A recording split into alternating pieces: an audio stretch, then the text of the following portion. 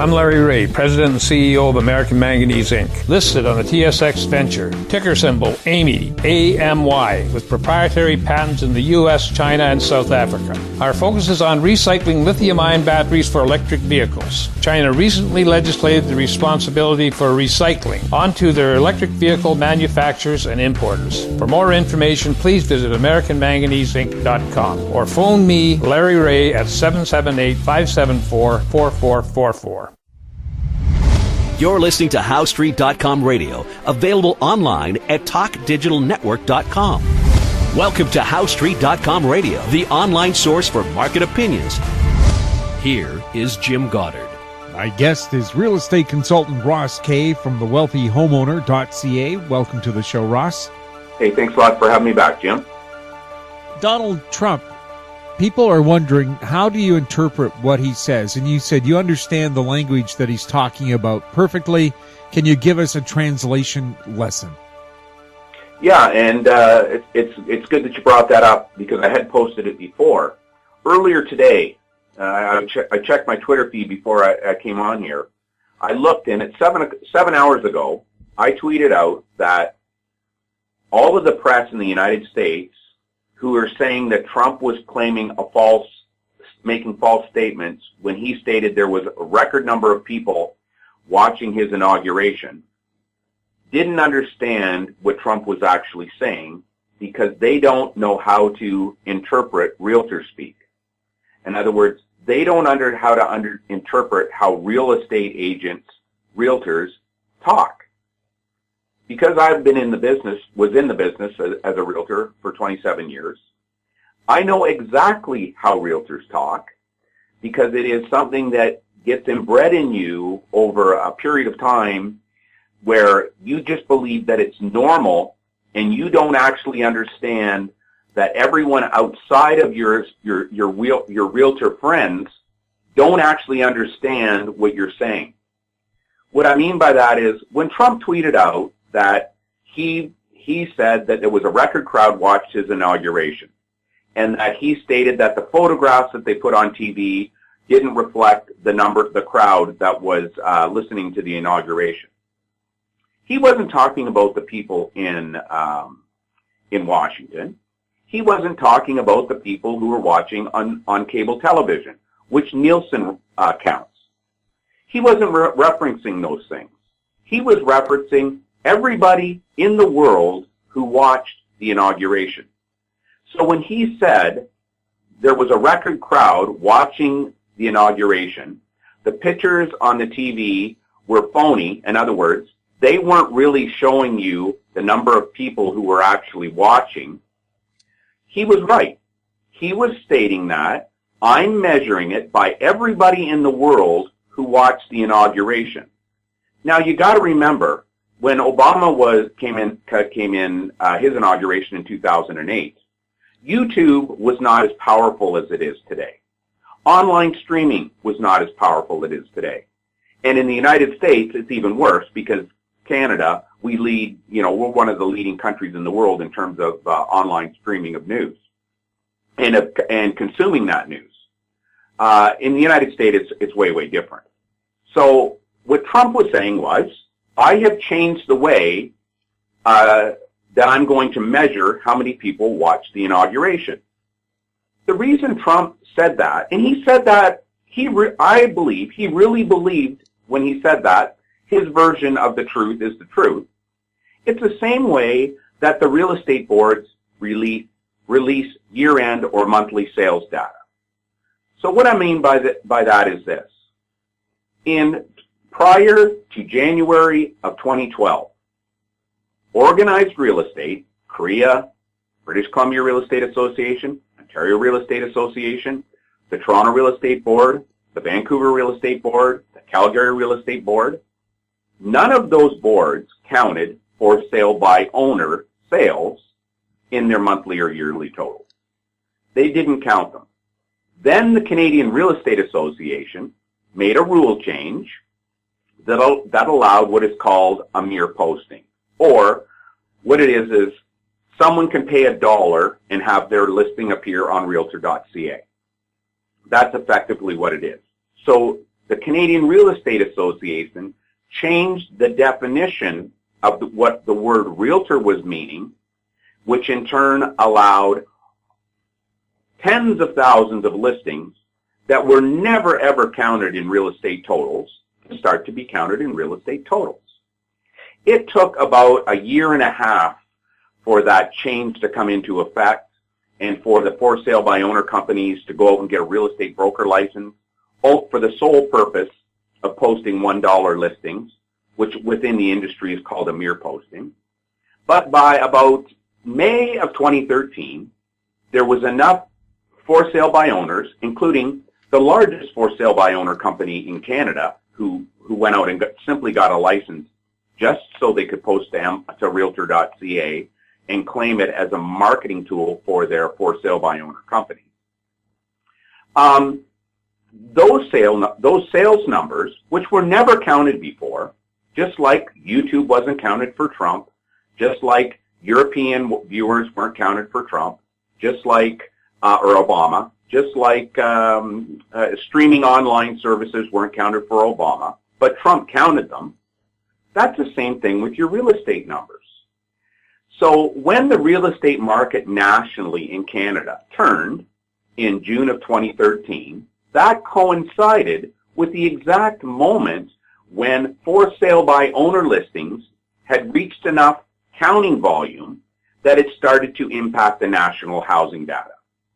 And from that time forward, we have heard record years reported for national real estate sales, specifically 2015 and 2013 by the Canadian Real Estate Association. But those real estate associations, not once anywhere in Canada, came out and told the public that, oh, the records we're setting, they're not really records. They're records because we're counting for sale by owners now, or what we have rebranded as mere posting $1 listings. They never told the public that. So it's an artificial record that created a false illusion in the minds of the public that the housing market was actually quicker than what it was.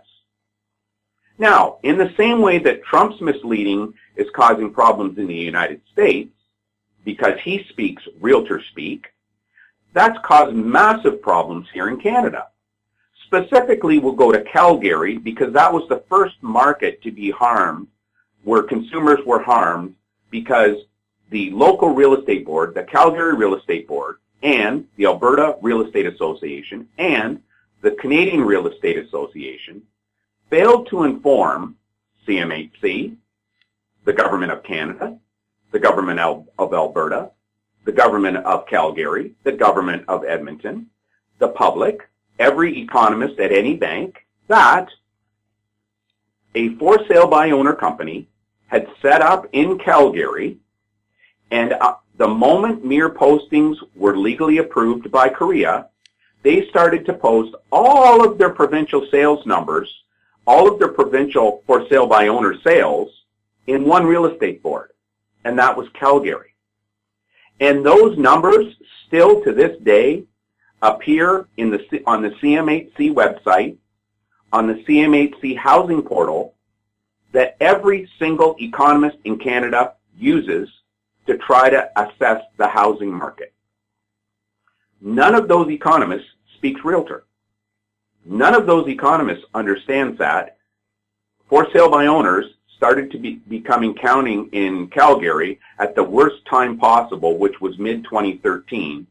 And not only that, it wasn't just for sale by owners in Calgary that were being counted as Calgary sales.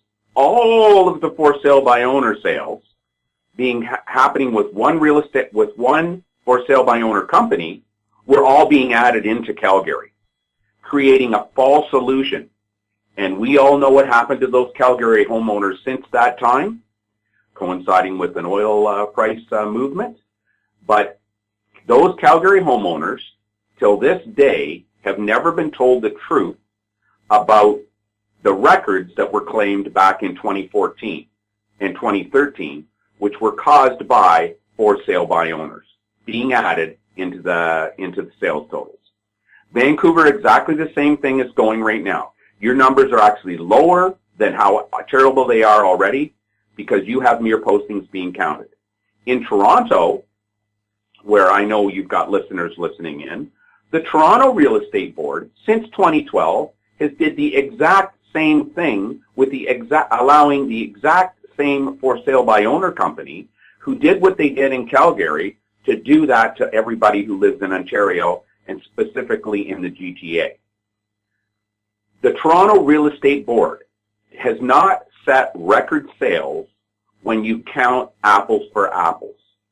The only reason they have reached a record, so everything you heard in the news about the market being hot, bidding wars, all of those same things, even though on the ground that may be happening, it's based on false information, false housing data, false conclusions.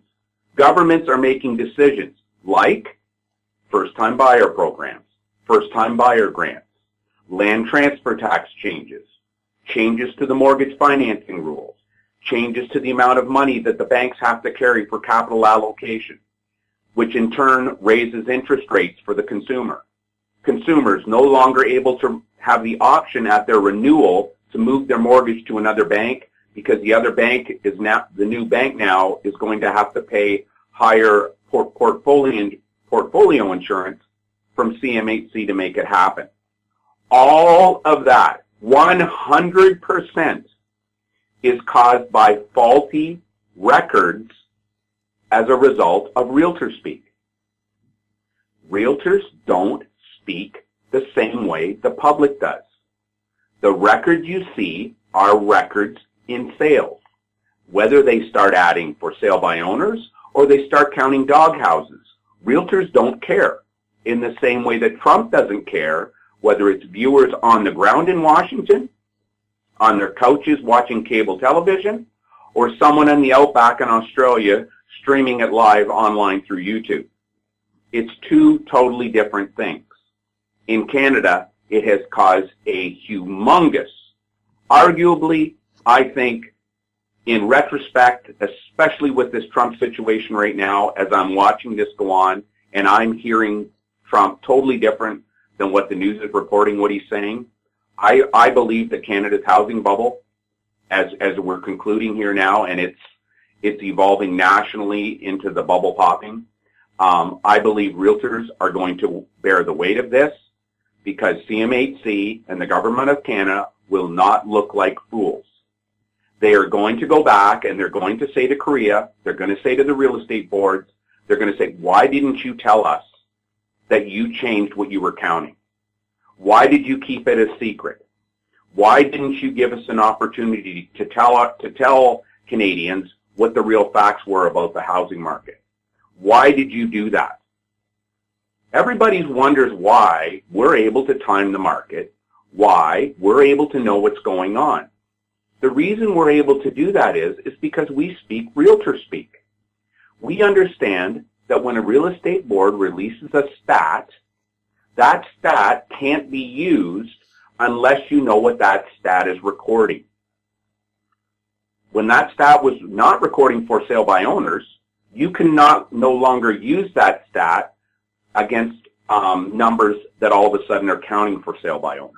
I think any of your listeners would understand the common sense in that comment. I think your listeners right now are wondering, how much have we been conned? How can we even trust a realtor anymore? And my answer is, I am sorry, as of today, you cannot. We'll have more with Ross Kay right after the break.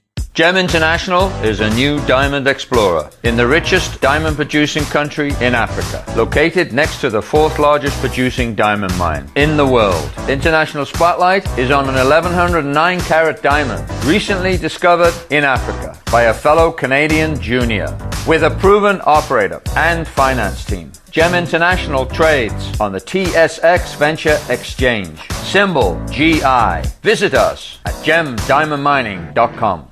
Welcome back. We're speaking with Ross Kay. Ross, we've had emails from listeners in Toronto and Vancouver asking about the condo markets in those two cities. What's happening there? Okay, so you've got two totally different markets, two totally different circumstances, two totally different timings of the market. But what's happening in Vancouver, as I stated on your show back in May, will have a consequence in the GTA. Everybody is saying, when I look at the real estate board stats, realtor speak, for the Vancouver housing market, the Kelowna housing market, the Victoria housing market, I hear a totally different story than what your average listener will hear. Well, like all of your listeners. Even realtors do not understand what is really being said when someone is speaking realtor speak, because they believe it. The condo market in Vancouver has already changed radically along with the entire housing market in Vancouver. It started to change way back in March of 2016. Your listeners will have not heard anything about this from anyone because they're always listening to monthly real estate stats. Monthly real estate stats are stale dated, actually. When they quote a stat for September, it's actually a reflection of the market from way back as far as January. When they quote a stat for December, it's actually reflective of the market way back in May, even though they did take the reading in December. The point is that a real estate market swings months ahead of when anybody knows about it, other than our firm, because we know how to read the real estate statistics. We know how to read data. We collect our own data. So when you're reading out there that condo prices really haven't been affected by the market swing in Vancouver, that is a myth. That is realtor speak once again. You are getting a higher quality condo for your same home condo buying dollar in January of 2017 than you were in May of 2016. So although you may be spending the exact same amount of money, you are getting a marginally higher quality condo for the same dollar. This is the same thing that's happening in the resale market, that generally consumers don't know the price damage that's done because they're listening to the real estate boards and they don't have the knowledge of how to interpret realtor speak. In Calgary, you can purchase a single detached home for about a 24% discount over what you could have purchased it for in 2014. The real estate board will tell you, but detached housing prices have only dropped 4%. That's right. The average purchase price has dropped 4%. But you're also now buying a house that was worth 24% more 2 years ago. To me, that is a 24% house price correction. Normally, a house price correction is hidden behind the real estate board releasing average selling price. In other words, there's no one at a real estate board who is qualified to go out and talk about quality of homes. So they're making these comments that, oh, the average selling price is only down 4%. It's because they don't understand the average selling price was originally released in 1985 by the Canadian Real Estate Association to CMHC and the Government of Canada as the average purchase price. If I can buy something for 20% more, less of my money this year, or if I can spend the same dollar and get 20% more this year, I view that as a 20% reduction in price. How everybody else wants to view it, I don't know. So your condominiums out there, if you go and check or to walk into the builders and you're seeing the discounts that you're able to get on some of these condominiums, whether it's extra appliance packages, free upgrades, tens of thousands of free upgrades, more square footage, premium units, an extra part, like whatever the option is that they're willing to give you right now to make a sale, then you start to understand how much the housing prices, even on condominiums, has changed. In Toronto, we've got a different story, because in Toronto, as happened back in 1990, between 88 and 90 in Toronto, in the Greater Toronto area, condominiums have been purchased by, I wouldn't call them investors, I'm going to call them small-time speculators, or mom and dad who listen to their realtors, who listen to all the fake house price news, who believe that house price news, and they think they're going to make a killing by buying a condo and renting it out. In Calgary, in Alberta, all of the people that listened to those con artists out in that area who spouted the exact same message in Alberta that they continue to spout in the GTA were proven wrong. And I suspect you're going to see lawsuits, large class action lawsuits, being brought against developers in Alberta who have mistakenly lied to the public with their press releases in terms of what you could do as an investor. In the GTA, that is still ongoing, and there are so many condominiums that have been under construction for the last 5 to 7 years, which are only finally now coming to where they're fully built and going to be lived in. As that huge volume of rental units comes available, in other words, the mom and pops who bought them on speculation, that they're going to rent them out and make all this money and flip it and sell it, those people all of a sudden will be forced to rent it out instead of flipping it because the market will die. When that happens, it has a spiraling downward movement on price, and that causes a cascading of downward pressure to happen. The same way that houses spool up and multiply going forward, the same thing happens on the way down because real estate is a leveraged investment. In other words, if you can't, the bank won't lend you the money to buy it, you can't buy it.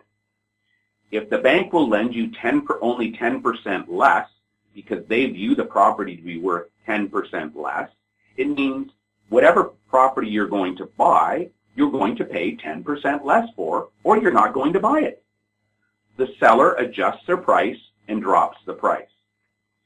What you're seeing out in Vancouver now, we've seen $1 million reductions in sale prices on properties. You are at a critical moment in time with this podcast, Jim. You are at a moment where 13 days from now, Vancouver is going to be forced to announce a 20% house price correction has taken place. Despite months and months of crying and protesting otherwise, the reality is, as we stated on your show way back in May, you cannot avoid real estate data. Real estate data says that. It said way back in September, when January rolled around, you're going to see the 20% decrease in sales price that we recorded way back in September. That reality is going to hit home. What nobody understands is that the sheer volume of dollars that were going into the Vancouver housing market in particular that are no longer going in. The Ontario market does not have enough steam to make up the difference. When one part of the country cannot pick up another part of the country's housing market that is faltering, average selling price begins to decline. Anyone who read our report on Vancouver's money laundering or currency exchange money laundering Ponzi scheme, I believe that's still on rossk.com. Anybody who read that, if they go down to the conclusion, there was a comment way back in May of last year about Vancouver's foreign buyer change through the Ponzi scheme of laundering money or currency exchanging money from China could be the tipping point for the Canadian housing market. What I'll tell you is on February the 15th, when the Canadian Real Estate Association, 2 weeks late after the month end January has ended, reports the average selling price, right now it looks like Canada is already in a negative number. What that means is a house price correction has begun, We know Vancouver is crashing, which will carry the rest of the province with it. Whether or not the correction from Toronto turns to a full crash, only time will tell. But what I can tell you is it is a mathematical impossibility for Canadians to take on enough debt in the province of Ontario to stop a major correction from happening. Ross, it looks like we have lots of stuff to talk about. We've covered a lot today. We'll be back again in a week, and that'll be just before we get the so-called real numbers, and we can discuss that possibility. Great. My guest has been Ross Kay. He's a real estate consultant. His website, thewealthyhomeowner.ca. You're listening to HoweStreet.com radio. Our popular YouTube channel is Talk Digital Network. Find us on Twitter at Talk Digital Net. Questions for Ross or for me can be sent to info@HoweStreet.com. I'm Jim Goddard. Comments made on HoweStreet.com radio are an expression of opinion only and should not be construed in any matter whatsoever as recommendations to buy or sell any financial instrument at any time.